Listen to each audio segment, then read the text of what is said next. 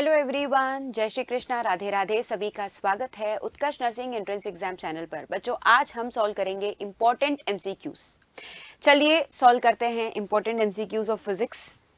सबसे पहला क्वेश्चन है बेटा, सबसे पहला क्वेश्चन है आज का। देख लो क्वेश्चन क्या है। यहाँ पर अलग अलग रेजिस्टेंसेस है। We have R, R and R, 3 resistors, जिसको इस प्रकार से कनेक्ट किया गया है। आपको बताना है equivalent resistance between M and N. Diagram देख सकते हैं।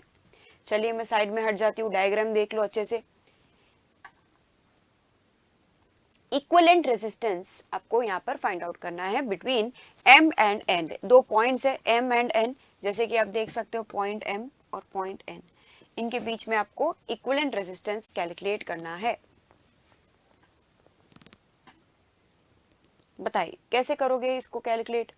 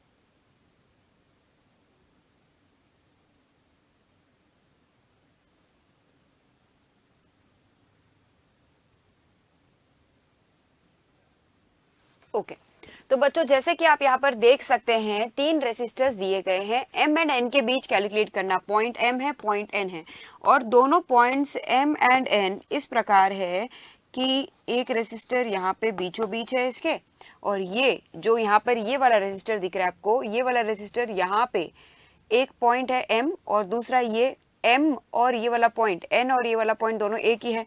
तो ये दोनों भी, ये भी इन दोनों पॉइंट के बीच है। साथ में अगर आप आर, ये वाला आर देखोगे तो ये भी एन, और ये जो जेड पॉइंट है ये एम पॉइंट के बराबर है। तो यहाँ पे भी आर ऐसे आ जाएगा। कहने का मतलब ये है कि अगर हम इसका डायग्राम रीड्रॉ करें और देखें अच्छे से, तो तीनों रेसिस्टर्स पैरेलल में हैं, और यदि तीनों रेसिस्टर्स पैरेलल में होंगे तो इक्वल रेसिस्टेंस क्या होगा बेटा? इक्विवेलेंट रेसिस्टेंस R/3 हो जाएगा। तो option D is the correct answer. यहाँ पर डी ऑप्शन सही है। आगे बढ़ते हैं अगले क्वेश्चन। न्यूक्लियाई चैप्टर का क्वेश्चन है ये। यहाँ पर है which of the following is the fusion reaction. निम्नलिखित में से कौन सा फ्यूजन रिएक्शन है या समलयन प्रक्रिया है? फ्यूजन क्या होता है? फ्यूजन इज अ रिएक्शन जहां पर 2 और more than 2 lighter nuclei combine to form heavier nucleus। मतलब 2 या 2 से अधिक लाइट न्यूक्लियाई इस तरह से कंबाइन करते हैं कि वो एक हेवी न्यूक्लियस को फॉर्म कर सके। इसका बेस्ट एग्जांपल है option A, hydrogen and hydrogen combining to form helium. और ये हाइड्रोजन का जो न्यूक्लियर फ्यूजन है, it is used in stars. Stars का जो हीट एंड लाइट एमिट करते हैं stars, it is due to the nuclear fusion by the hydrogen. ठीक है, हाइड्रोजन का जो न्यूक्लियर फ्यूजन है उसके कारण होता है। स्टार्स के अंदर the nuclear fusion in stars is due to the hydrogen में जो भी यहाँ पर हाइड्रोजन एंड हाइड्रोजन फ्यूज होकर combine to forms helium. This is the source of energy for stars. यानी कि जो सूर्य है, सूर्य की ऊर्जा का कारण है न्यूक्लियर फ्यूजन रिएक्शन, जो आप यहाँ पर ऑप्शन ए में देख सकते हैं। सूर्य में भी इसी प्रकार से होते हैं, हाइड्रोजन और हाइड्रोजन कंबाइन होकर हीलियम फॉर्म होता है। ठीक है, आगे बढ़ते हैं अगले क्वेश्चन की ओर। ये है आपका अगला क्वेश्चन बेटा, ये है आपका अगला question.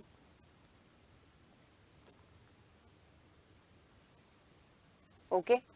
Energy of quanta of frequency 10 power 15 hertz. Question में क्या दिया गया है, देखो एनर्जी ऑफ क्वांटा, एक क्वांटा है जिसकी एनर्जी का आपको फ्रीक्वेंसी डिटरमाइन करना है। फ्रीक्वेंसी कितनी है, 10 के पावर 15 हर्ट्ज फ्रीक्वेंसी है, और h की वैल्यू क्या है, 6.6 इंटू 10 के पावर माइनस 34 जूल सेकेंड। क्या है, 6.6 into 10 power minus 34 joule second है। 6.6 into 10 power minus 34 joule second दिया हुआ है। आपको यहाँ पर एनर्जी ऑफ क्वांटा कैलकुलेट करना है।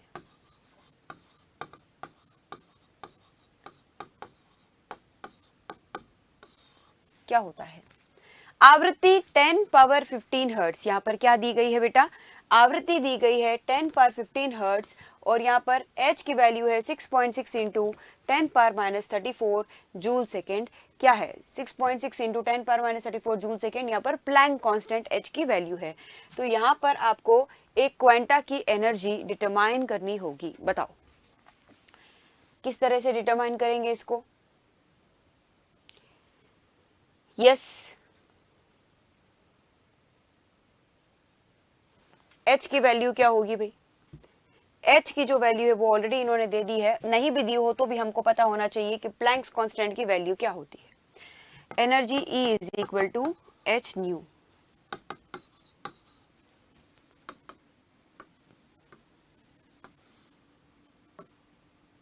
मतलब कि एनर्जी क्या होता है बेटा, E is equal to H nu होता है। यहाँ पर h क्या है, 6.6 इंटू 10 पावर माइनस 34, इसको हम क्या कहते हैं, प्लैंक कांस्टेंट। इसकी वैल्यू लगा दो,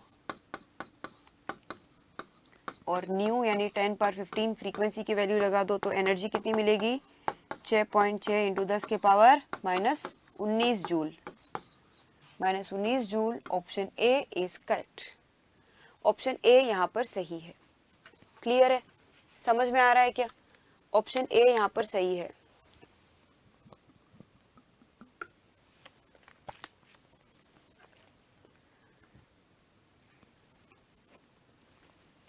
All right, option A is correct. अब बढ़ते हैं अगले क्वेश्चन की ओर। नेक्स्ट क्वेश्चन देखो, kinetic energy with which the kinetic energy with which electrons are emitted from the metal surface. वह काइनेटिक एनर्जी जिसकी वैल्यू है वो क्या होगी, किस पर निर्भर करेगी, जो कि इलेक्ट्रॉन्स एमिट होते हैं from the metal surface due to photoelectric effect. Photoelectric प्रभाव के कारण धातु की सतह से जिस गतिज ऊर्जा से इलेक्ट्रॉन उत्सर्जित होते हैं वह क्या होता है। Yes, what is the answer, बताओ जल्दी से बताओ बेटा। क्वेश्चन दिखाई दे रहा है ना, क्वेश्चन दिखाई दे रहा है ना सही से, हाँ आंसर बताओ।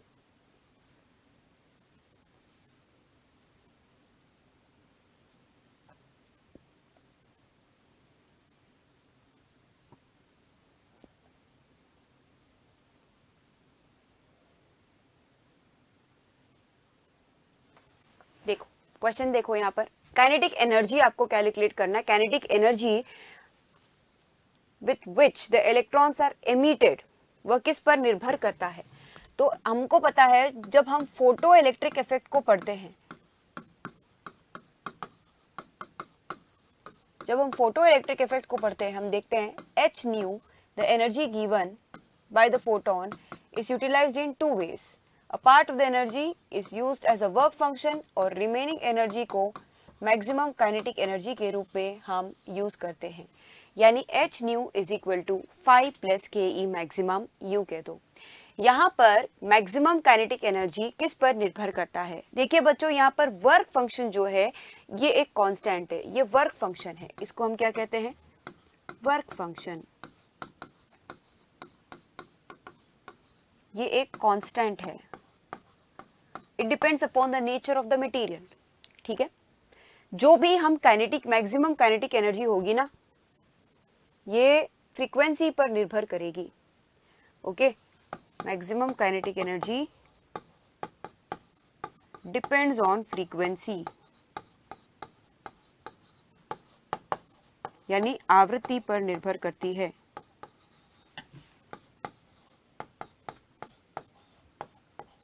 आवृत्ति पर निर्भर करती है, depends on frequency and it is independent of intensity, वह इंटेंसिटी पर निर्भर नहीं करती है, केवल फ्रीक्वेंसी पर निर्भर करती है। तो कौन सा सही होगा? इंडिपेंडेंट ऑफ इंटेंसिटी, ये सही होगा। क्या यह आवृत्ति के इंडिपेंडेंट है? इंडिपेंडेंट ऑफ फ्रीक्वेंसी है? नहीं। Inversely proportional to intensity? नहीं। Directly proportional to intensity? ये भी नहीं। ये जो है तीव्रता पर निर्भर नहीं करता है। जो अधिकतम गतिज ऊर्जा है वो तीव्रता पर निर्भर नहीं करती है, केवल किस पर निर्भर करती है? अधिकतम गतिज ऊर्जा आवृत्ति पर निर्भर करती है। ठीक है, समझ में आ गया ना? और जो इक्वेशन मैंने अभी लिखा है उसको हम कहते हैं Einstein's photo electric effect equation. इसको हम क्या कहते हैं बेटा? Einstein's photo electric effect equation भी कहते हैं।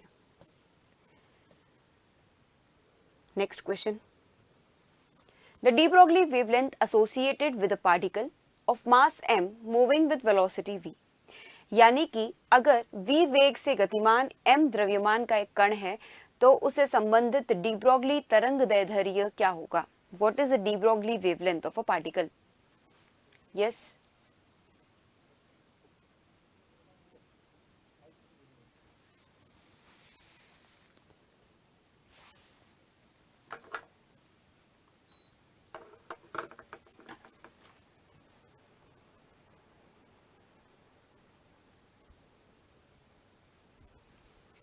de Broglie wavelength lambda is defined as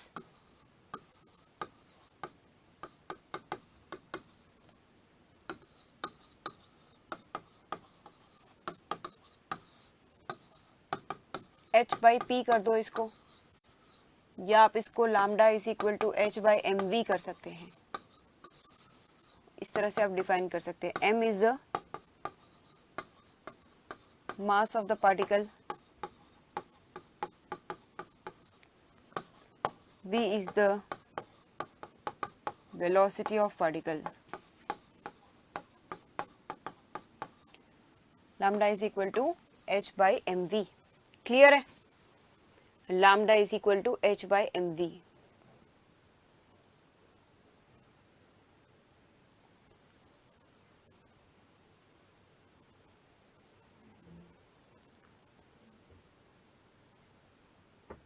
lambda is equal to h by mv is the de Broglie wavelength।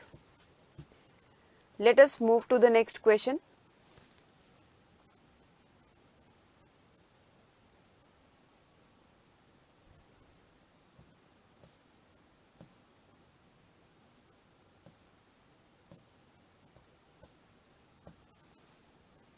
ये देखो बेटा, ये आपका अगला क्वेश्चन है। When a semiconductor is heated, यानी कि जब हम किसी सेमीकंडक्टर को हीट करते हैं, इट्स रेसिस्टेंस क्या होगा? When semiconductor is heated what happens to the resistance? बताओ। सेमीकंडक्टर को जब गर्म करते हैं क्या होगा? सेमीकंडक्टर या अर्धचालक को गर्म करने पर टेम्परेचर इंक्रीज होगा। अगर टेम्परेचर या तापमान बढ़ता है तो क्या होता है? टेम्परेचर इंक्रीज हो रहा है, टेम्परेचर इंक्रीज होने पर more number of charge carriers are emitted। Charge carriers जो होते हैं, चार्ज कैरियर्स की जो संख्या n है, number of charge carriers which are emitted, number of charge carriers जो होते हैं, इलेक्ट्रॉन्स या holes take part in conduction. आपको पता है अर्धचालक में, सेमीकंडक्टर में दो प्रकार के चार्ज कैरियर्स होते हैं। चार्ज कैरियर्स यानी जिनके माध्यम से हम हीट या फिर इलेक्ट्रिसिटी या करंट को कंडक्ट करते हैं। यहाँ पर चार्ज कैरियर्स दो प्रकार के होते हैं, एक तो होते हैं इलेक्ट्रॉन्स और एक होते हैं holes which take part in conduction. Electrons and holes take part in conduction. जब हम किसी सेमीकंडक्टर या किसी अर्धचालक का तापमान बढ़ाते हैं, व्हेन इट इज हीटेड, तो इट्स रेसिस्टेंस पे क्या असर पड़ेगा? प्रतिरोध पे क्या असर पड़ेगा? तो बेटा जब भी हम तापमान को बढ़ाते हैं और यहाँ पर हम देखते हैं इनकी संख्या बढ़ जाती है, number of electrons and number of holes की संख्या बढ़ जाती है ना? नंबर ऑफ इलेक्ट्रॉन्स या होल्स की संख्या जो है बढ़ जाती है। जिसके कारण चालकता या कंडक्टिविटी बढ़ जाती है, जिसे हम कहते हैं कंडक्टिविटी या चालकता बढ़ जाती है। और अगर कंडक्टिविटी बढ़ती है तो क्या होगा, प्रतिरोध रेसिस्टेंस जो है घट जाता है। इसका मतलब है resistance is inversely proportional to temperature. और यहाँ पर अगर टेम्परेचर बढ़ता है तो रेसिस्टेंस विल डिक्रीज, क्योंकि कंडक्टिविटी बढ़ जाती है, इस वजह से रेसिस्टेंस जो है डिक्रीज होता है।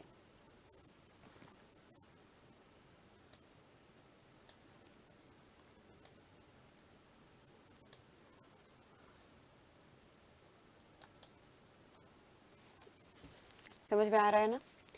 कंडक्टिविटी जो है बढ़ती है, इस कारण से रेसिस्टेंस जो है डिक्रीज हो जाता है। अब बढ़ते हैं अगले क्वेश्चन की ओर। ये देखो बेटा, ये आपका अगला question. If Np and Ne are the number of, Np क्या है, नंबर ऑफ होल्स है, Ne क्या है, कंडक्शन इलेक्ट्रॉन्स की संख्या है, यानी कि इलेक्ट्रॉन्स की संख्या अगर Ne है और Np अगर होल्स की संख्या है, तो आपको बताना है कौन सा इनमें से कथन सही है। चारों कथन है, देख के आप बताएं कि इनमें से कौन सा कथन सही है। यस,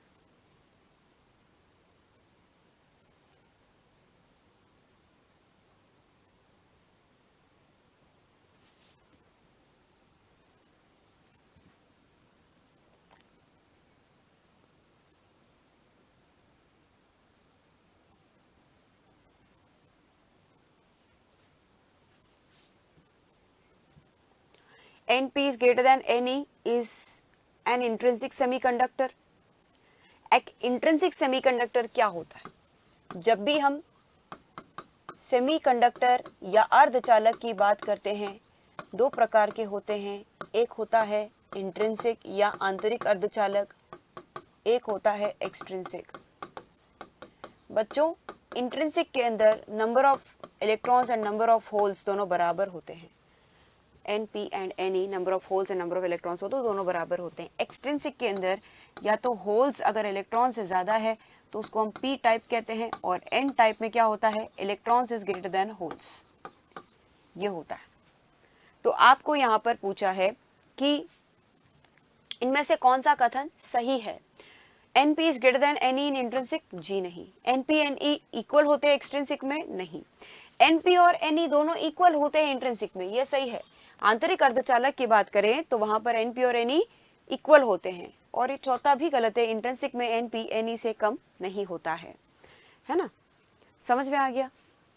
क्लियर है कि नहीं? बताओ, सबको समझ में आ रहा है कि नहीं? हाँ जी, समझ में आ रहा है?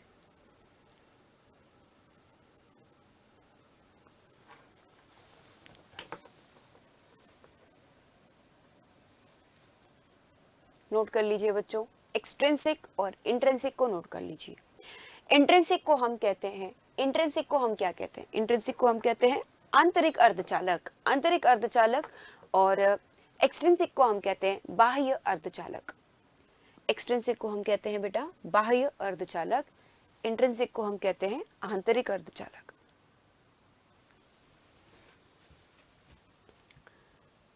अब देखते हैं उत्कर्ष का। बेटा, आप सबको दिवाली की हार्दिक शुभकामनाएं। और जैसे कि आपको पता है, उत्कर्ष आपके लिए लेकर आया है दिवाली ऑफर, और ये दिवाली ऑफर केवल 24 अक्टूबर तक है। चलिए जानते हैं आपको क्या मिल रहा है इस दिवाली। तो बेटा, आप देख सकते हैं उत्कर्ष ऐप में बीएससी नर्सिंग एंट्रेंस एग्जाम के सभी ऑनलाइन कोर्सेज पर आपको मिल रहे हैं अप टू 90% ऑफ के साथ साथ एक्स्ट्रा 13% ऑफ हमारे टॉप कोर्सेज पर। टॉप कोर्सेज पर एक्स्ट्रा 13% ऑफ के लिए UC13 कोड जरूर लगाएं। साथ में बेटा कोर्स वैलिडिटी जो है आपको एग्जाम तक मिलेगी। कोर्स वैलिडिटी जो है आपको एग्जाम तक मिलेगी। और जो फाइनल वाला लाइन है, ये बहुत इंपॉर्टेंट है। फाइनल सिलेक्शन पर आपको 100% फीस वापस होगा। देख लीजिए, फाइनल सिलेक्शन पर 100% फीस वापस। मतलब जिस भी एग्जाम की आप तैयारी कर रहे हैं, जिस भी एग्जाम की आप तैयारी कर रहे हैं, जैसे कि मान लो आपने एम्स का कोर्स खरीदा है और उसमें आपने टॉप एम्स में एडमिशन लिया है, कोई भी एम्स में एडमिशन लिया है, तो आपको 100% फीस रिफंड होगी। ठीक है, फीस जो है वो सारी आपको वापस मिल जाएगी। जो भी कोर्स खरीदा है, अगर आप मंजिल बैच खरीदते हो या आप रामबाण, जो भी बैच है, आगे हम देखते हैं कौन कौन से हमारे बैचेस हैं। हमारे टॉप कोर्सेज की बात करें तो सबसे पहला जो टॉप कोर्स है वो है RUHS CUT 2026 मंजिल 3.0 बैच लाइव फ्रॉम स्टूडियो। और अगर एम्स 2026 की बात करें तो ये भी हमारा टॉप कोर्स है मंजिल 3.0 लाइव फ्रॉम स्टूडियो, साथ में UPC नेट। आप तीनों बैचेस को देख सकते हैं। UC13 यहाँ पर बेटा आपको कोड लगाना है। अगर आप यहाँ पर UC13 कोड लगाते हैं बेटा, अगर आप यहाँ पर UC13 कोड लगाते हैं तो आपको अप टू 13% ऑफ मिल जाएगा। ठीक है, UC13 कोड केवल 24 अक्टूबर तक ही है। इसके बाद आप देख सकते हैं यहाँ पर स्टैंडर्ड और प्राइम में कुछ डिफरेंस दिख रहा है प्राइस में। प्राइम की प्राइस थोड़ी हाई है। क्यों? क्योंकि प्राइम अगर आप लेते हैं तो आपको एक्स्ट्रा क्या क्या मिल रहा है, देखो MCQ बैच मिल जाएगी, test series, unlimited create test and unlimited asked out. अगर स्टैंडर्ड लेते हो तो आपको मिल रहा है केवल live and recorded classes, class PDF E notes, and आपको मिलेगा ask doubt, revision and doubt session, chapter wise test, create और योन टेस्ट। ये सारे फीचर्स आपको मिलेंगे। कुल मिला के प्राइम लेने पर आपको ये फीचर्स प्लस ये फीचर्स दोनों मिलेंगे, और स्टैंडर्ड लेने पर केवल ये जो ऊपर है यहाँ पर नोट्स वगैरह मिलेंगे। आपको MCQ बैच भी चाहिए, टेस्ट सीरीज भी चाहिए तो प्राइम ले सकते हैं। रामबाण बैच क्या है? रामबाण बैच क्या है बेटा?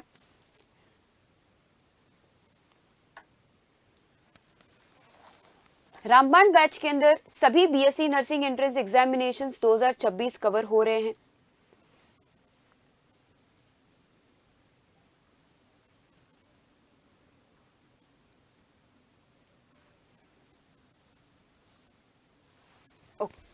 तो बेटा रामबाण बैच क्या है? रामबाण बैच में all BSc nursing entrance examination courses are covered, जिसके अंदर आप देख सकते हैं लाइव फ्रॉम स्टूडियो आपको क्लासेस मिलेंगी, लाइव एंड रिकॉर्डेड क्लासेस मिलेंगी, चैप्टर वाइज आपको टेस्ट भी मिलेंगे, साथ में आप अपने ओन टेस्ट क्रिएट भी कर सकते हैं, e notes, DPP, class PDF। यहाँ पर भी आपको स्टैंडर्ड एंड प्राइम का प्राइस दिख रहा है, लेकिन आपको यहाँ पर UC13 कोड लगाने पर 13% डिस्काउंट मिल जाएगा।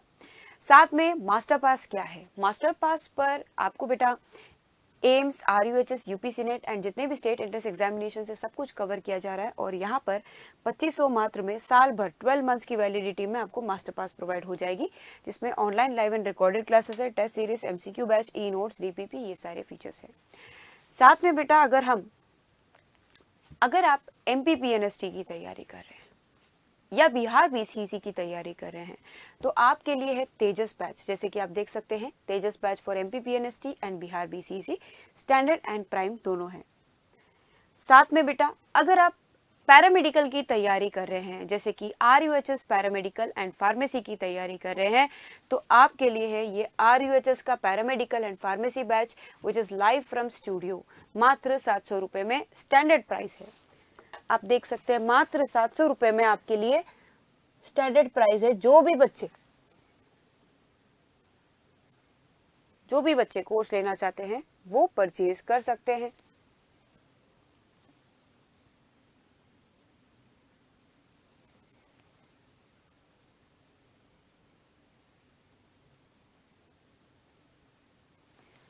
साथ में अगर आप एम्स पैरामेडिकल की तैयारी कर रहे हैं तो एम्स पैरामेडिकल के लिए भी हमारा एम्स पैरामेडिकल बैच है live from studio.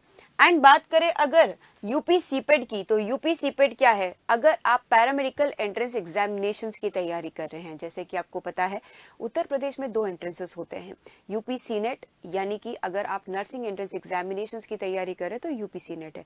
UP senate के लिए जैसे कि मैंने आपको बता दिया है, यहाँ पर हमारा है मंजिल, हाँ यूपी सीनेट के लिए वी हैव मंजिल 3.0 बैच। और यूपी सीनेट में आपको पता है कितने सब्जेक्ट्स आते हैं? Physics, chemistry, bio, nursing aptitude और साथ में आता है इंग्लिश। सभी सब्जेक्ट्स कवर करवाए जाएंगे, ठीक है। यूपी सीनेट में सभी सब्जेक्ट्स कवर करवाए जाएंगे, मंजिल 3.0 बैच का है। एम्स की बात करें तो यहाँ पर आपको आते हैं फिजिक्स, केमिस्ट्री, बायो के अलावा जीके पढ़ना होता है बेटा। 30 सवाल आते हैं आपके फिजिक्स के, केमिस्ट्री के आते हैं आपके 30 सवाल, बायोलॉजी के आते हैं 30 सवाल, जीके के आते हैं 10 सवाल। ये सारे एम्स के 4 सब्जेक्ट्स कवर करवाए जाएंगे। RUHS में PCB आपको पढ़ना है, फिजिक्स, केमिस्ट्री, बायोलॉजी, तो ये तीनों सब्जेक्ट्स आपके कवर करवाए जाएंगे। पूरा कोर्स आपका कवर करवाया जाएगा इसमें। और जैसे कि आप देख सकते हो यूपी सीनेट जो है वो नर्सिंग एंट्रेंस एग्जामिनेशन के लिए कोर्स है। और यूपी सीपेट अलग है। यूपी सीपेट क्या है? अगर आप पैरामेडिकल एंट्रेंस एग्जामिनेशंस की तैयारी कर रहे हैं, उत्तर प्रदेश में पैरामेडिकल एंट्रेंस एग्जामिनेशन की तैयारी कर रहे हैं, तो आपके लिए है यूपी सीपेट। यूपी सीपेट यानी कि Uttar Pradesh common entrance test for paramedical courses के अंदर एडमिशन के लिए।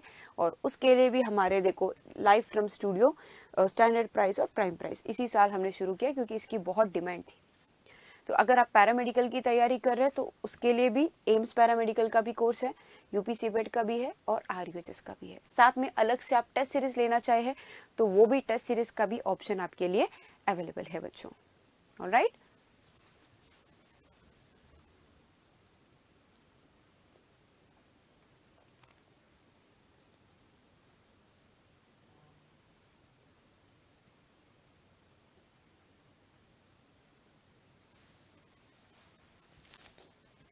Okay, that's all for today. Thank you everyone, happy Diwali once again. और यूं ही जुड़े रहे Utkarsh nursing entrance exam channel के साथ। चैनल को सब्सक्राइब कर दें और वीडियो पसंद आया तो लाइक करें, शेयर करें और कमेंट ज़रूर करें। Thank you.